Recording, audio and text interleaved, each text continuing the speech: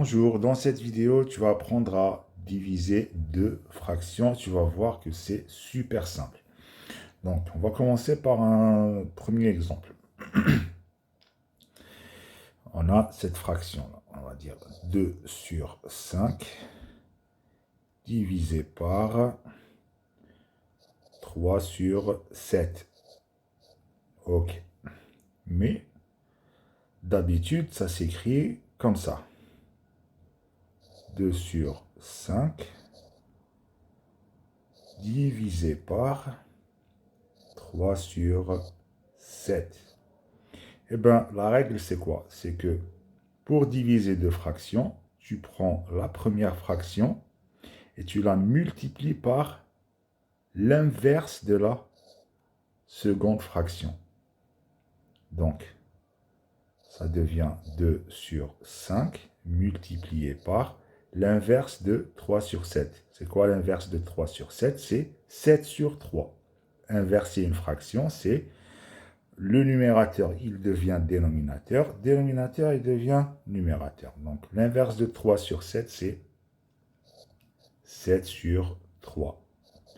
Et maintenant, ce n'est plus une division de fractions, mais ça devient une multiplication, ce qui est très très simple à faire. Donc, comme on a vu dans la vidéo précédente, multiplier des fractions, c'est ça, numérateur fois numérateur, divisé par dénominateur fois l'autre dénominateur. Et donc, ça nous donne 2 fois 7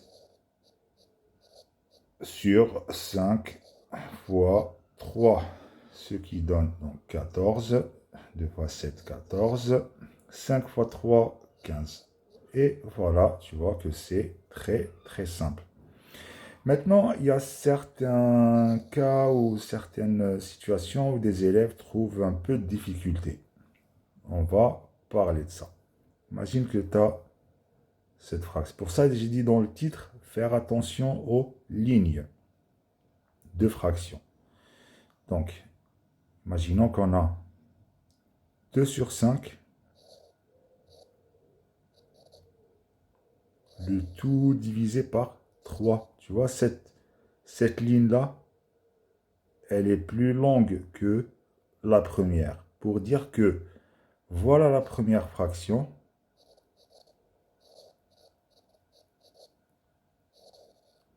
Et voilà la seconde, ou la deuxième fraction. D'accord?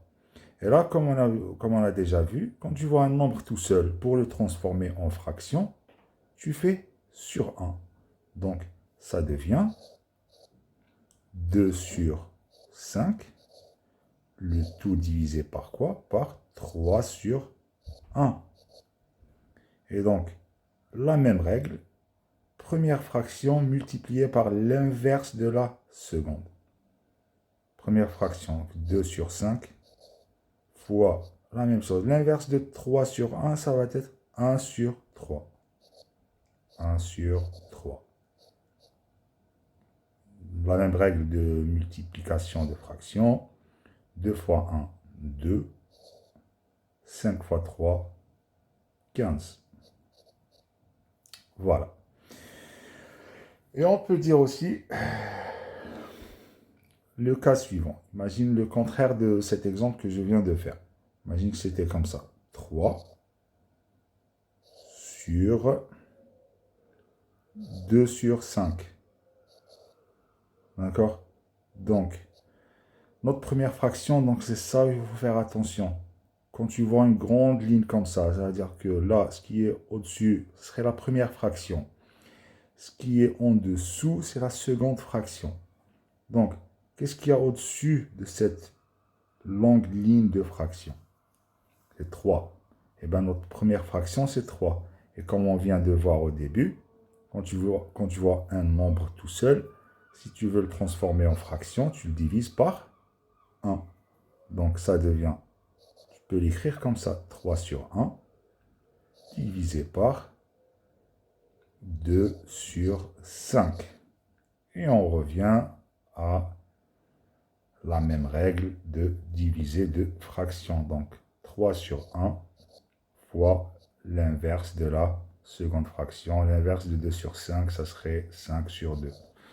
Donc, fois 5 sur 2. Et là, ça nous donne 3 fois 5, 15 sur 1 fois 2. Et ça fait 2. Si tu peux remarquer, ce résultat avec celui-là, eh ben, on vient d'obtenir l'inverse du premier résultat. Au début, on a eu 2 sur 15. Là, on obtient l'inverse qui est 15 sur 2. Parce que on a inversé les fractions. Voilà. Au début, c'était 2 sur 5 divisé par 3 sur 1. Et là, on a fait le contraire. 3 ou bien 3 sur 1 divisé par 2 sur 5. Ce qui est logique d'obtenir le résultat inverse. J'espère que c'est très clair. Maintenant, ça devient facile pour toi de diviser deux fractions. Et on se retrouve à la prochaine vidéo.